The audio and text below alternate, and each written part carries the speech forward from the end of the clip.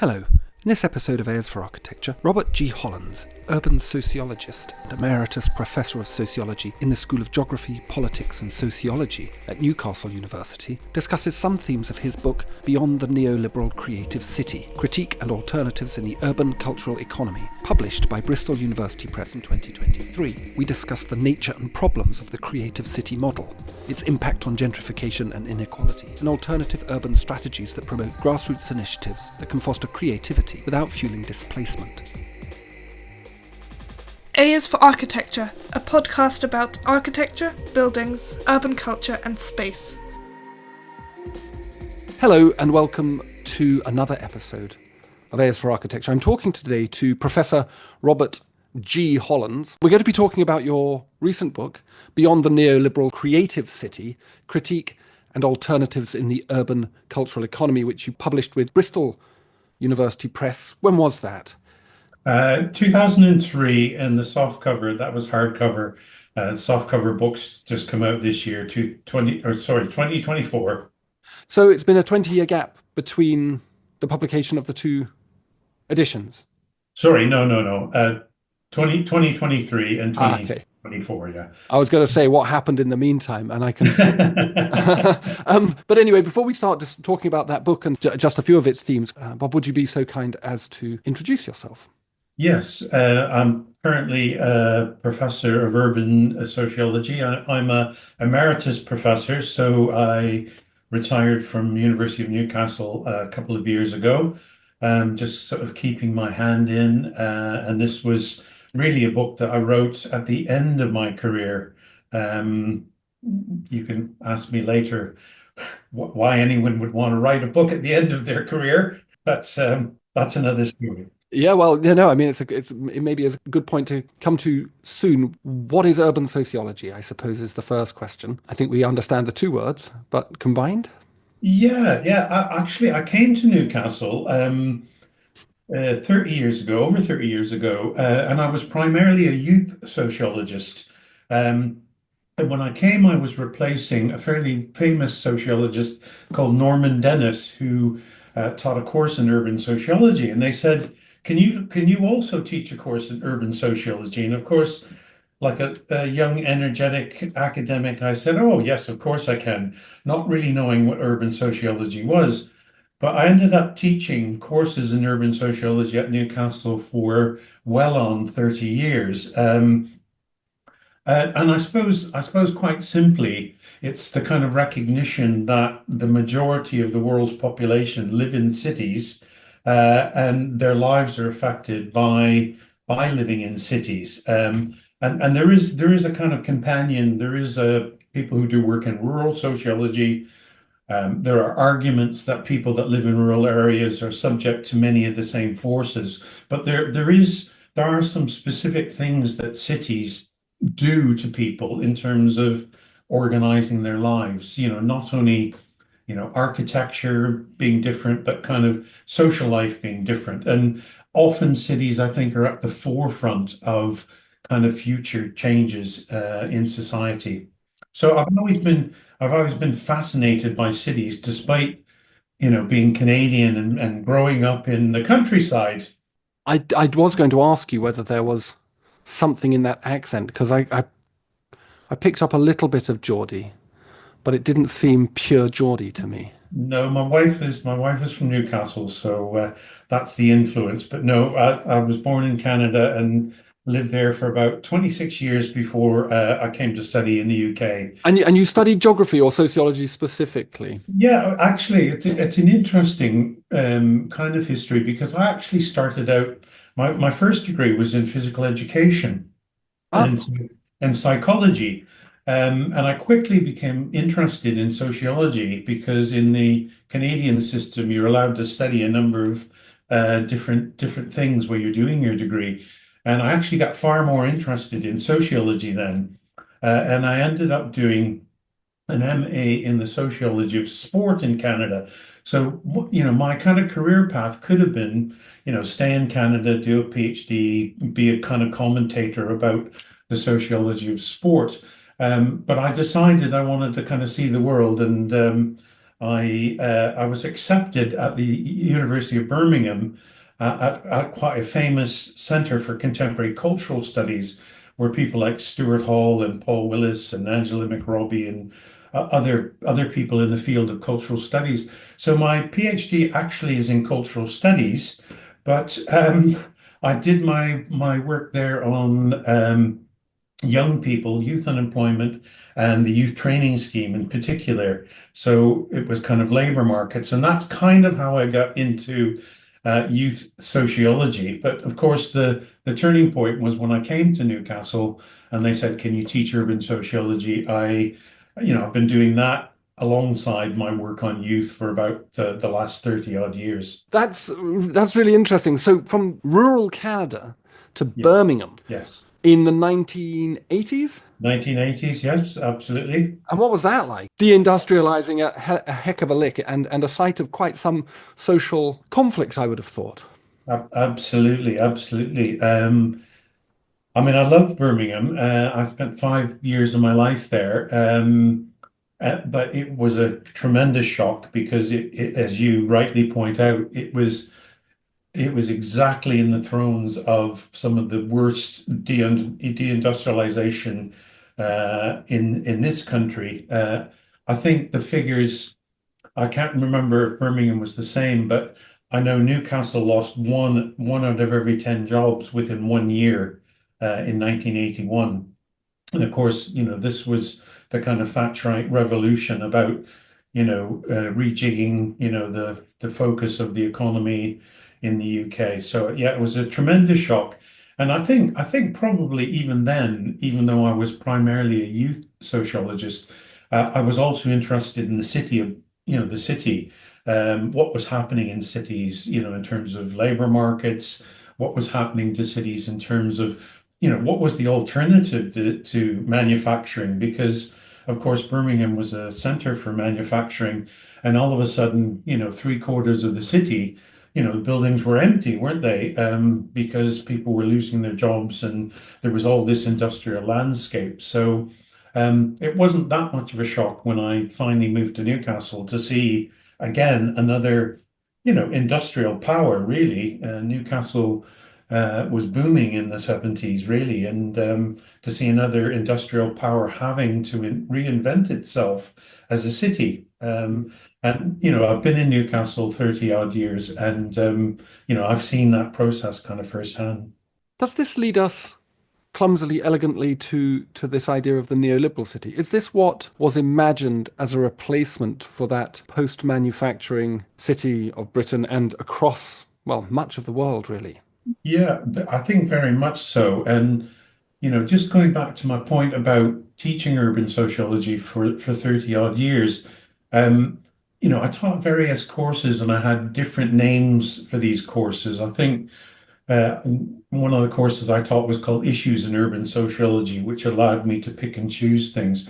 I also taught an MA course that I called Cities, Economies and Cultures, and it kind of evolved over that 20 odd year period where I think in order for me to kind of make sense of what was happening in cities and explain that to students to kind of try and bring it together and give it an underlying theoretical explanation. The thing that kind of formed really over the last 5 years in my mind was to think about this idea of neoliberalism, neoliberal urbanization, and then finally this idea of the neoliberal creative city. And they're all kind of interconnected. But I think historically there were all kinds of different ways people were thinking about how do we explain this transition?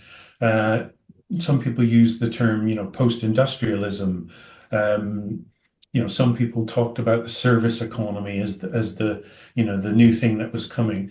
And finally, I think one of the most popular urban paradigms, of course, has been this idea of creativity in cities and the idea of kind of the urban cultural economy. So, this idea kind of took shape, and it goes back to my earlier point, really, about why write a book at the end of your career rather than, I wrote books. I wrote books in my career and at the beginning of my career, in the middle.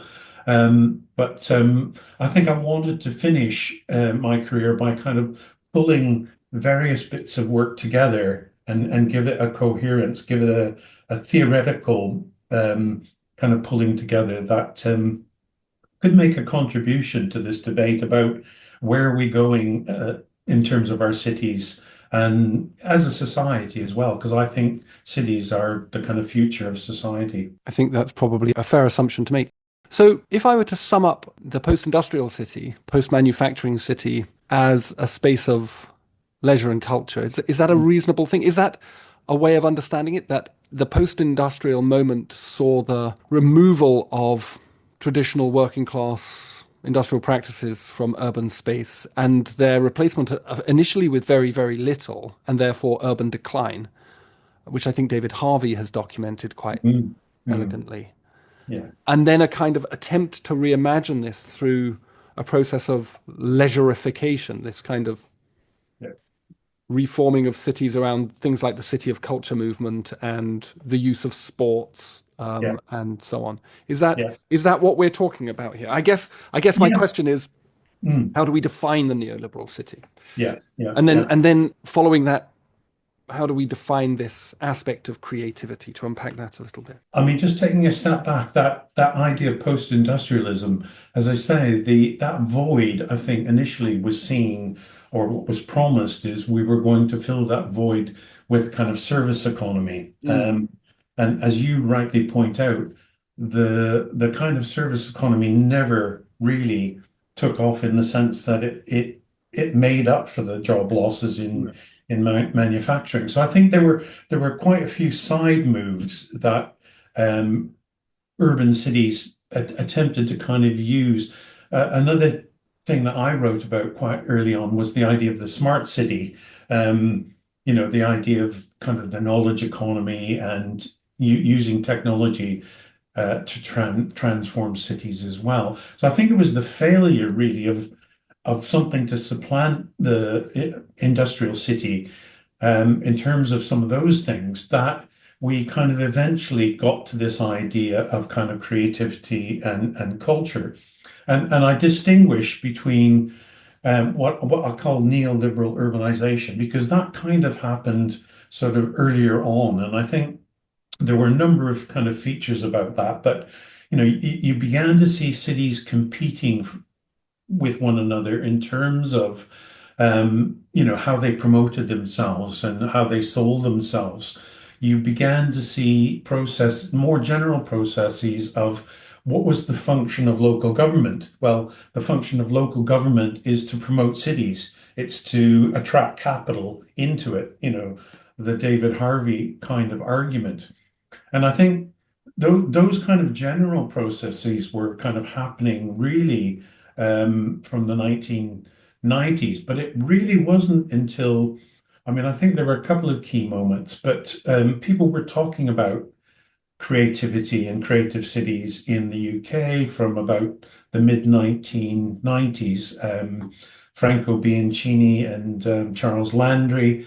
But it wasn't really, I think, until Richard Florida wrote his book, The Rise of the Creative City, that this kind of creative city paradigm came about and was popularized. And as I argue in the book, became probably the most dominant urban paradigm of the last 20 years. And part of the book, the critique book, is to kind of go back and actually show the real limitations of this idea of the creative city, because I think the creative city basically has all the contradictions that the neoliberals urbanization had. If you're going to have a competition between cities about who's got the best nightlife, who's got the best tourism, who's got the best art and culture, you're going to have a couple of winners and you're going to have a lot of losers. But what you're going to have is you're going to have all kinds of cities engaging in that process. And I think what was amazed when I started writing the book and looking for examples is that it wasn't just London, Paris, and New York, but it was Toronto, it was Las Vegas, it was Los Angeles, it was Melbourne, Australia, it was Perth, Australia, it was, Newcastle upon Tyne, it was cities in the global south who were pursuing these kind of policies. And I think I was careful, I was careful not to say they're all exactly the same because I think cities of the global south are different. And cities also approach this paradigm at different historical periods. So I think that's the other thing to keep in mind is that the neoliberal city isn't a kind of dominant monolith. It's not just one thing, but it is some things. But we also have to be careful about how cities have responded to that, because some cities, wholeheartedly they jumped into the pool straight away. Other cities, there were reasons why they didn't do that so much. And there are also differences between cities there are the different scales of cities. London isn't Newcastle. So, that means certain things in terms of how cities approach this.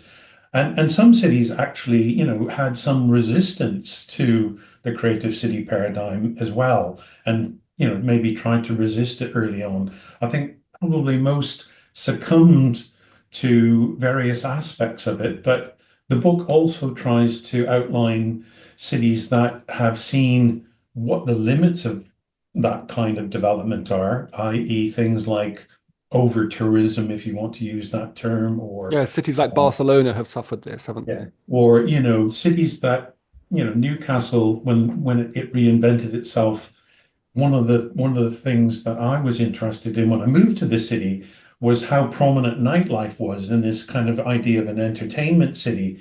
And of course that whole idea kind of went south fairly quickly because Newcastle became, the party city. But of course that was very limiting in terms of its image. People began to see the city only as a party city. They began to see all the social problems that the party city threw up, you know, um, violence, crime, um, drunkenness, a monoculture of drinking in the city, as opposed to all the other things that were happening under the surface in Newcastle, that were positive. So, that was important as well. That was a kind of stage in my attempt to write this book more generally, was really going through that process in relation to cities like Newcastle and what they were, and of course, Newcastle was an interesting one because they kind of went from the party city to the arty city, and then let's emphasize art and culture in the city. And then, of course, it ran into all those contradictions about, well, the city council stopped funding art and culture in this city in 2013. It was a bizarre kind of move because local government didn't have resources to kind of fund that vision and kind of image. So this is the problem. The problem isn't just that not all cities can't become creative cities. It's that the ones that are most successful create a whole range of other social problems and issues, whether it be sustainability, whether it be, some of the excesses of nightlife, whether it be corporatization. We want to just get lots of capital into the city, and then our city begins to look like every other city. So we lose our distinctiveness. It just has a range of contradictions. And the other thing that came up was this idea, which people knew 20 years ago, that in fact, the most creative cities in the world were also becoming the most unequal cities in the world and the most socially polarized cities. And this was something we've known for quite a long time, but I think needed to be revisited and kind of pointed out. Mm. We all like to think these things are good for cities. When we look around, what's wrong with having, lots of art and culture? What's wrong with having a good nightlife? What's wrong with having tourism? Well, nothing in some way, but taken to the excess, they can actually ruin cities for the vast majority of people that live in them. Yeah. And I think there are lots of examples of that around the world where cities have completely been taken over Yeah. by some of these forces. Can we just come back to this idea of creativity? Because I think that's really fascinating. It raises a number of questions in my head. Like, I think when we think about creativity, well, certainly when I think about creativity, I certainly think about a certain type of practice related to probably material production of visual and artistic culture, and perhaps a little bit media. But I think the definition of creativity is a bit broader than that, isn't it? Yeah. And historically, of course, the kind of early debates about creativity in relation to the industrial city, it was a critique. It was, part of that was a critique of people like Marx. He was talking about the uncreativity of capitalist labor. Mm. Ruskin, William Morris with the kind of craft movement. It was actually a radical critique of industrialism Mm. creativity, I think, initially. I think that the problem is that really is when people have been thinking about creativity, and the book isn't anti-creative. I'm I'm quite clear about that. I'm not, you would be crazy to say, I don't want a creative city, but it's really about how we've come to define some of those things. And I think one of the problems is that we've come to define creativity in terms of industries. So we've fused these two terms together. Um, One of my friends, Justin O'Connor, has written a fantastic book called Art is, Culture is not an industry. And he really passionately kind of makes this sort of argument that what we've done is we've welded together a whole bunch of so-called creative industries, including the software industry, which is massive, design. We welded all these together and kind of created this mythological creature called the cultural industries, the creative industries. And we've used this to try and drive the economy forward, when in fact, the people that we most think of being creative, artists and independent creators, have actually fared least well out of this. And this is one of the ironies around the creative city, is that, the artists themselves actually begin to get pushed out of the city. Mm.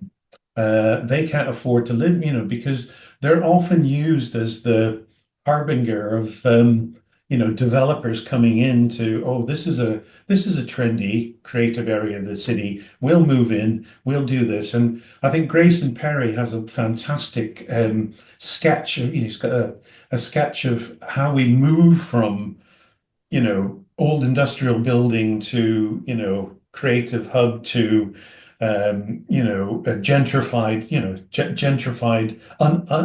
unaffordable, apartment blocks. Mm. And, you can see that even in a city like Newcastle, the Oosburn, neighborhood I live in, 5 minutes walk from here. I used to take my son down to the Biker farm, and that's literally what was down there, was a farm. And I think I used to go to the local pub and have a beer while my son played at the farm. There was nothing else down there. Now there are kind of literally, I'm not going to call them high rise because there's zoning, but there's literally gentrified housing down there. It's massive. And there are some aspects of it um, that are okay. I mean, there were lots of alternative artists who used to live down there and created some fantastic artistic things in Newcastle. But I think they've slowly themselves have been pushed out of those spaces, and Mm. that's Grayson Perry's idea of, kind of a creative destruction. That, the very success of creativity, that the creative city actually is responsible in some sense for its demise. Uh, I think this is really an interesting idea. And I live in a small town in East Kent, in the southeast of England, called Margate, which has been going through this process since, I don't know, 2010, something like that. Has its big art gallery, has its artists moving in, and is now being very closely followed by an absolutely radically accelerating platform capitalist Airbnb model Right. and contingent escalating house prices. And it's very interesting to watch that disbalance emerge. Mhm. But I think, anything in the peripheries of London, there's always that tension of imbalance between Yeah. ultra wealthy, ultra high net worth individuals, as they are euphemistically called, and ordinary and marginalized people. But I was interested to think about this idea of creativity being something that in the neoliberal city is defined from the top, that it is a strategy, that it is deployed to places to articulate neoliberal economic Mm. policy. What is the long term goal of this policy? Is it urban regeneration or is it financialization? Are they trying to essentially raise land value because the people that own the land value stand to gain? Is that the long and the short, or is there within the kind of Floridian new Labourite idea a more just space? Is this a moral journey of Yeah. neoliberalism or Yeah. neoliberalization, or is it just people making cash? Yeah, that's a really interesting one because I think when Richard Florida wrote The Rise of the Creative Class, one of the things that he was trying to argue was that the creative class, in some sense, was going to be the savior of cities. They were, and they weren't just for themselves, they were kind of going to take everyone along with them. Mm. Society was going to become more tolerant. Economically, things were going to become more balanced. And Florida's always been very kind of adamant. This happens to lots of people who sit on the fence, but I was adamant that his project wasn't neoliberal. I think I would argue to the contrary, and I think people like Jamie Peck, who's written critically about Florida's work, also would be suggesting that behind it, there's almost an abdication of responsibility of this model because Florida's model basically set up a competition between cities. Who's the most creative? He created a set of indicators to say, this city's on top, this city's second, this city's third. And he went around most of North America and Europe saying, how can you move your city up this ladder? Okay. So I think from the very outset, that kind of model of kind of competition between cities is a neoliberal project.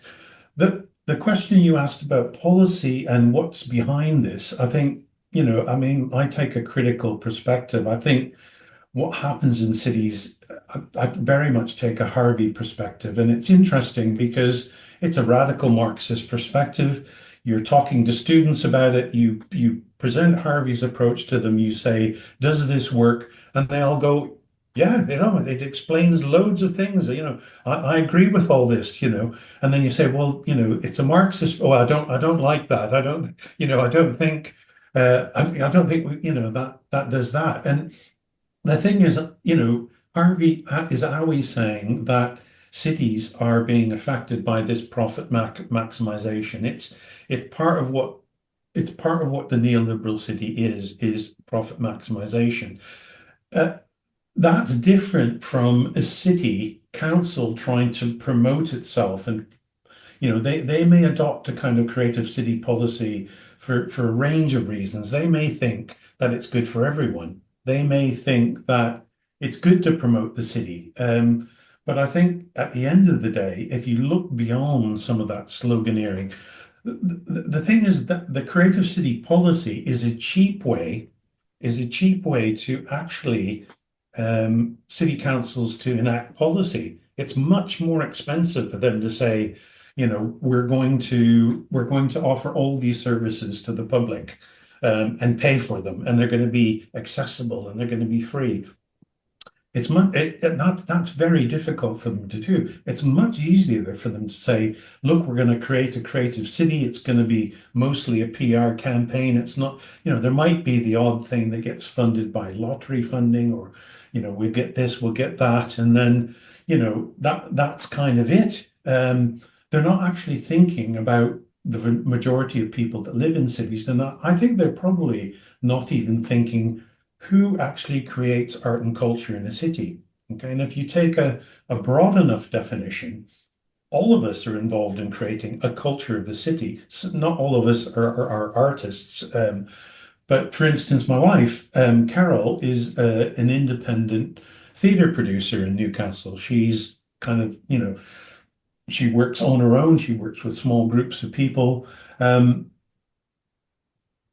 we're not supporting those people on the ground. What we're trying to do is we're trying to bring in the latest music center, or we're funding, award ceremonies in cities in order to generate headlines. We're not actually on the ground, and she's not alone. There's a whole tapestry, the whole ecology of local people that are incredibly creative, that struggle along to do what they can do in the current climate. So, I think we need a new model that moves away from big events and large scale kinds of things to sell the city, and actually have a much more grassroots model where we're actually promoting on the ground. And this is the problem with, I think, the definition is of a creative class. Florida defined a creative class as a certain group of people. Well, that's not the service class, and that's not the working class. So therefore, they are not creative. But of course, this creative city depends on all those people. We need services. We need people to provide those services. We need people to do the work of the creative city that supposedly isn't creative. So I think it's a highly problematic sort of notion, because it kind of defines some people as creative and others as not, and it also excludes and creates divisions within society. Yeah, you note that in chapter 2, you sort of you say culture remains the preserve of the white wealthy middle classes, and it's not Mm, just in its consumption, which of course is true, mm, because unlike, weirdly enough, the Victorian model, I suppose early 20th century and post-war period, where you get the diffusion of accessible culture on a national level through libraries and museums and cultural facilities and sports, and through the diffusion of cultural production into things like schools and colleges. Now we have this thing where the local authority takes on a massive loan to build an art centre. mm, mm, They're hocked up to the eyeballs on it. They have to charge for it. They have to put on big shows, and they charge a lot for those shows. And so obviously only middle class people can afford to go there, and are interested in going to those kinds of things anyway. But also it excludes the ordinary types of culture, mm. church choirs, I don't know, Notting Hill Carnival type things, although that's a bit of a false flag probably, Yeah. which is, I think, fascinating. So there is a kind of deeply antagonistic kind of aspect to this process, which is, would you say, baked into the logic of the neoliberal creative city? Very much so. And I think, I think people push back against it, and it's not to say that there aren't kind of examples of that more everyday culture. But I mean, let me give you one example from Newcastle. So one of the groups I studied previous to the book, and I do talk about them in the book, was a group called the Amber Film Collective, and this was a group of artists who met together in London and decided to come back to Newcastle to really document what was happening with working class life in the city, really to document this process we talked about, post-industrialism, what was happening to working people's lives, what was happening, how was the city changing? And they've been here for 60 years. And it's no surprise that they came about in the 1970s. They were an egalitarian collective. They worked with lots of other collectives and individuals in the region. They worked cheaply. They lived to work rather than work to live. They pooled their money. They pooled their resources. They were able to access a building at the time and even buy it.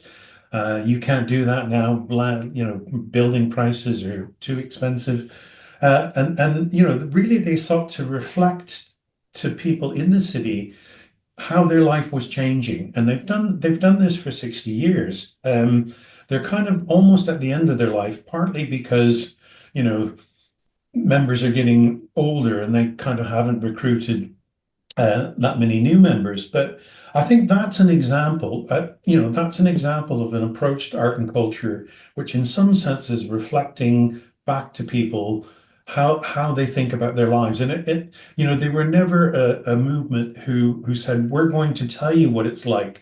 They worked in terms of co-production of culture with local communities. So they would, for example, one of the things they did was they moved down the coast here and lived with the local fishing community in North Shields for a number of years, talked to them, got their trust over a number of years, kind of really co-wrote stories of people's lives, about how people's lives were changing, how the fishing industry was changing, what that culture was like, and produced films and documentaries and photographic exhibitions of that culture. Now, I think I'm not suggesting that's the only thing culture should be, but that is an example, a historical example of reflecting culture back to people and having a cultural dialogue, I think, that is of relevance to people. And it's interesting you were saying about what culture is today. Some people say, "Oh, we've got social media now. The working class kid in his bedroom can start to rap, and he can put it on the internet. He can do this." But of course, that fits into the neoliberal model because that kind of culture might get snapped up. It's kind of like the competition. We'll take the best of a grassroots culture and we'll commercialize it. Yeah, without really supporting, this kind of grassroots culture from the beginning. That's the problem, and I think that's the issue that we're kind of facing in terms of creating a new paradigm. Because I think the other one is broken, to be honest. Yeah. Interesting you talk about this place in North Shields. In chapter 5, you talk about this issue around cultural tourism, which I think is a huge part of this. It's almost like this urban policy is to gather together enough freaky, artistic, creative people on the one hand, and that kind of drives up prices and you can do kind of gentrification around that, but you also need the tourists to come in and look at the freaky artistic people as well. And I wonder whether that at the heart of this is this idea around objectification, around kind of the touristic gaze and the consumption of the visual, Yeah. which underpins this notion of creativity, that we want to kind of turn cities, which are in fact very amorphous things, back into a kind of metropolitan identity of a closely defined entity which we can sell in a marketplace of urban cultures, like Barcelona versus Venice kind of thing. Yeah. Or the one that you mention in your book is Bethlehem's segregation wall, Yeah. Yeah. where you have this kind of really peculiar thing where artists go back and kind of do some kind of critical practice around a thing, but in so doing, transform that, objectify that parlous situation, that troubled situation, in a way for forms of capital, maybe clout, maybe social cultural capital. I mean, how do we navigate that very tricky territory? It's very tricky, and you're absolutely right that one of the things I point to, one of the limitations, and I'm searching for alternatives in the book, and we can look to cities like Berlin and Amsterdam and see them historically as quite alternative spaces. The whole squatting movement that happened in Amsterdam in the 70s, for instance. But of course, one of the interesting things is that they themselves, that those kind of alternative forms themselves are subject to incorporation.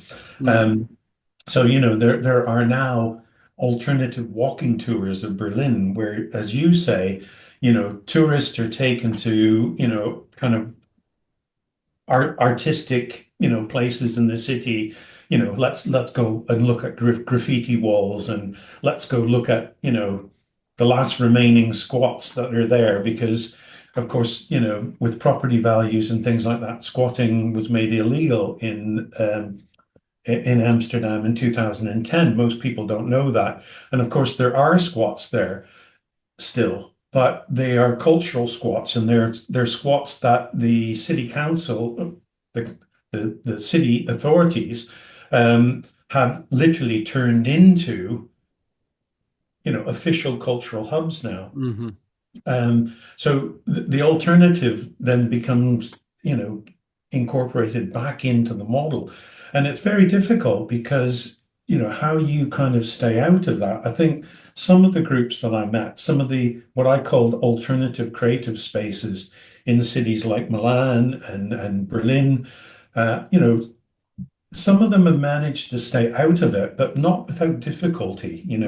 They're, one of the groups that I studied was a group called Macau in Milan. And they started out by occupying a 31-story building and saying, let's fill this up with alternative art and culture from the city of Milan because there's no other space. All we've got is an empty 31-story building that they built for profit, and it's unusable. Let's do this. And I think they were very influential in terms of creating a new model. They created their own currency, and they worked around a gift economy. They created a kind of alternative structure of culture in the city for a while. But of course, over a couple of years, they've had to close down because they're up against all kinds of other pressures.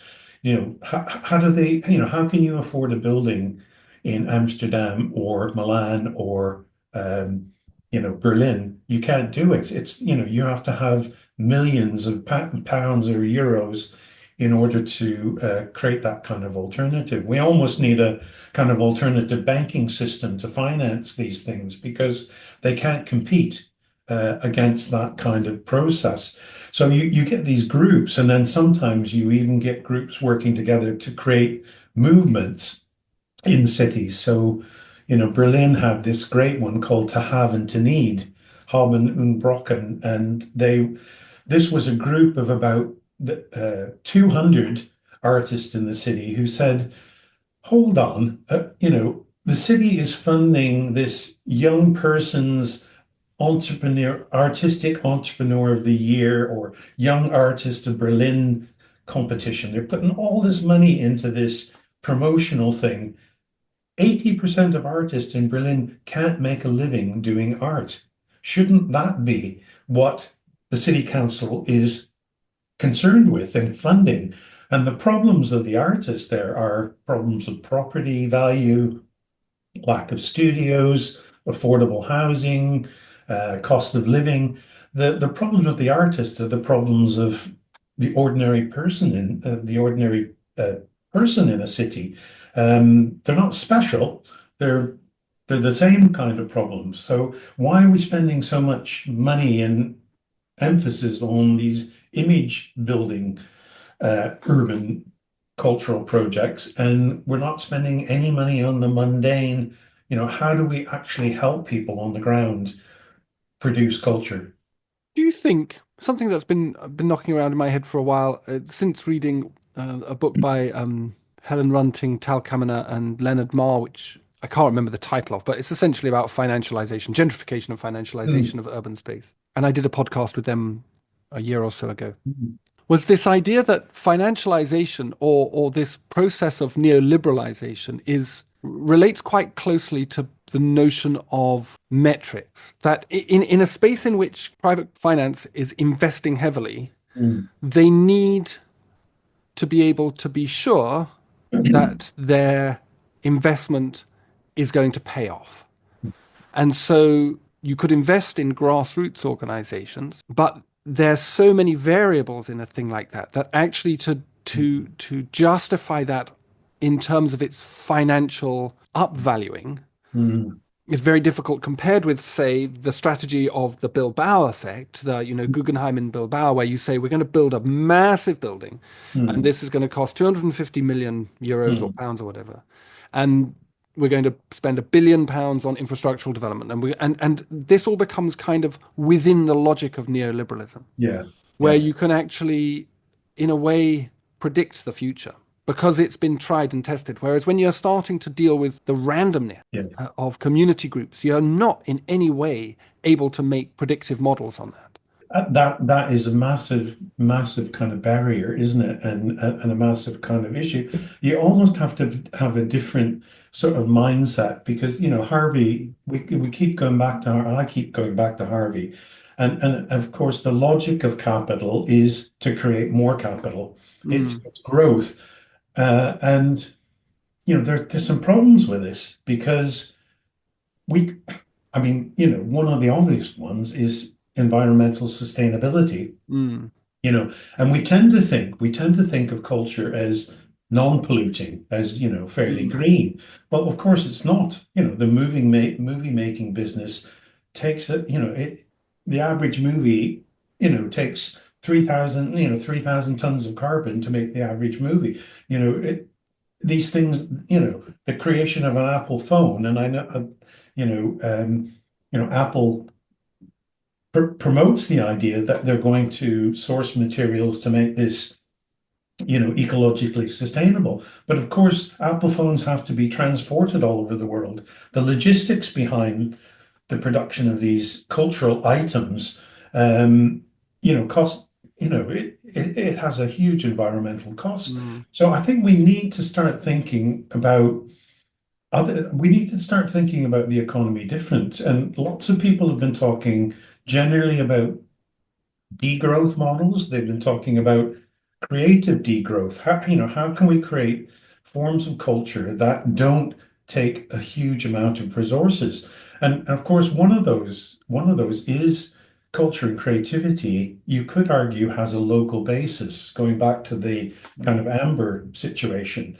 So rather than have movie companies, traveling all over the world making movies, you know, which takes a tremendous amount of environmental sort of damage, you know, a lot of culture happens locally. The infrastructure is kind of local. The people are local. So I think some people have talked about the fact that we need to take those things into account as well, and maybe start thinking about. There's a lot of talk about this idea about the foundational economy. And then again, I'll go back to Justin O'Connor, who talks about this. I mean, he basically argues that the market economy is only responsible for about 40 to 50% of the economy. The other 60% is what he would call the foundational economy. And this is, our basic services. What do we need? We need housing, we need health, we need education, we need these providential services. And he argues that art and culture needs to be seen as part of that foundational economy. We need to think more about that side of the economy rather than the market side. And I think this is quite a radical suggestion. And of course, it's quite frightening to people because, but I think the logic is that we can't keep going on the market economy side. I think we're going to end up, deplete. I had to get this in, but we're going to end up depleting the world's resources. And Trump's comment about drill, baby, drill is directly to that point. It's completely ignoring this idea. So drill for the economy today when we're going to run out of that much, much sooner, aren't we? And we're not thinking about alternatives. So I think it's the same with culture. And Justin O'Connor argues, I think, really strongly that, okay, there's some aspects of culture that are going to remain market-based and they're going to be commercial. But what we need to do is we need to kind of ring fence, we need to agree something that foundational about art and culture, that it needs to be seen as an essential part of people's lives, like healthcare and housing and everything else. It's essential to a good life. It's essential to us having a dialogue and conversation about the way things are going and not just relying on people in social media directing the world and finance directing the world. Otherwise, I think we've lost. So Well, I think it is interesting. One of the things that I've assumed for quite a long time is that the star architect, the Frank Gehry's and Rem Koolhaas's Zaha and also the star artist are really highly paid because they are sort of like the diamond tip of the grinding machine of neoliberalism. They yeah, come in, they're deployed, and then everything is fine. And as long as you can buy a soy latte, everything must be fine if you can buy a soy latte and some baba ganoush and like get yourself some Pan Asian cuisine.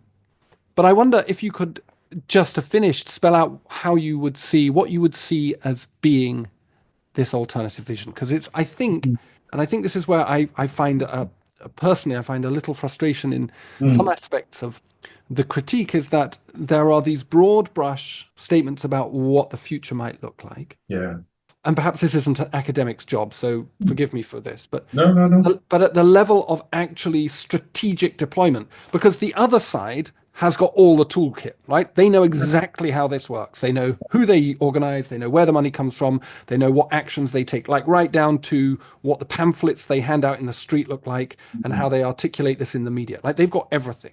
Yeah. What does the alternative do? How does it operate? And you've mentioned this idea of perhaps establishing an alternative economy. I agree. That does seem like probably a very good idea. But again, if we're to move beyond the neoliberal creatives, Mm.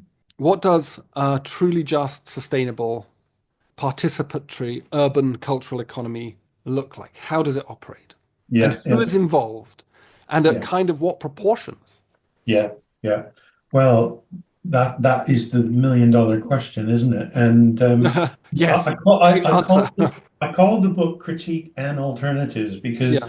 I wanted to spend at least as much time talking about what the alternatives were. And there are loads of alternatives in the book, small scale Mhm. alternatives that I speak about in the book. I think the problem that I argued is that you can't just add up all the small scale alternatives. On the other hand, you can't just have a big blueprint about how all of this is going to work. Um, and I think the other question you're posing is like, so where do we look for the best examples of this?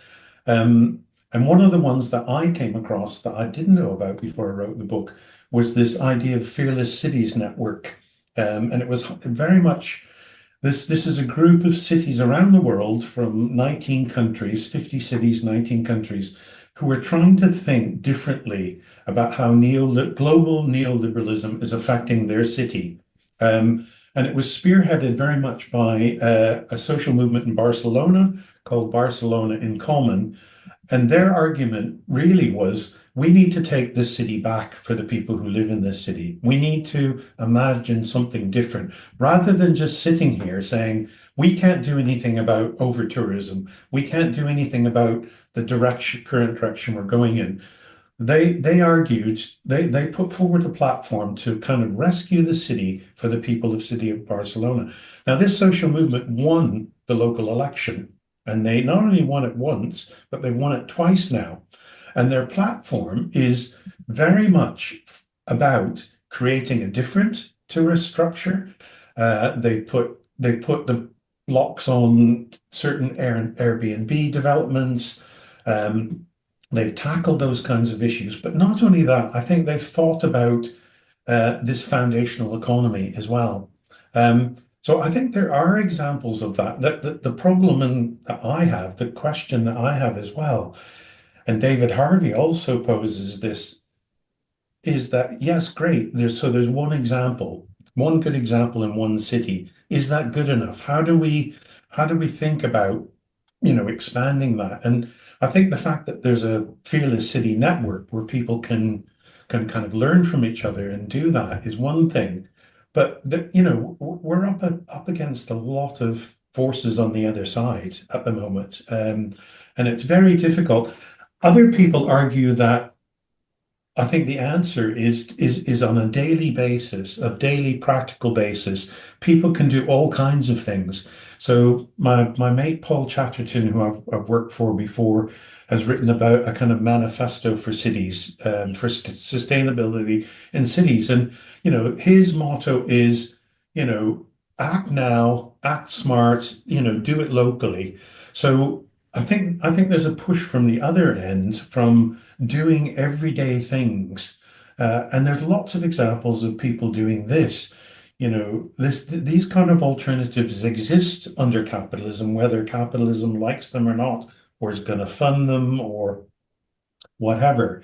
And I think we need to push on that kind of everyday level as well, for a new kind of city. I mean, I agree with you. I think the playbook is in the other court now, and we're not talking about these things. People haven't been ringing me up saying, the culture secretary for the Labour Party hasn't rung me up and said, "Oh, some of these ideas are interesting. How might we implement these?" Justin's book, "Culture is Not an Industry," is out there. Are people acting on it? But we can all kind of operate in ways, small ways, I think, to create alternatives. Fabulous. That's a great point to finish on. Really enjoyed that. Thank you very much. It's been a delight to speak to you. Thank you so much. In a tone that is perhaps redolent, at least in its cacophonous counter-cadence, of a deracinated villanelle, Brighton's Lambrini girls have it like this. Renovate and modernise, a lick of paint revitalises rundown houses in that rundown town. Equalise, villainise, violate squatters' rights, low lives are ruining your brand new town. Town hall becomes a brewery, furthering disparity, drowning out a sense of what was community. Elevate and globalise, residents dehumanised, low lives are ruining your brand new town. Stick it to the man, Lambrini girls. Thank you to Robert for taking the time to speak with me, and to Bristol University Press for the ebook. It's a good challenge to us gentrifiers, and be smart to get it. Have a ponder. See the podcast description for links to it, and to Robert, and to the Lambrini girls. And thanks for listening.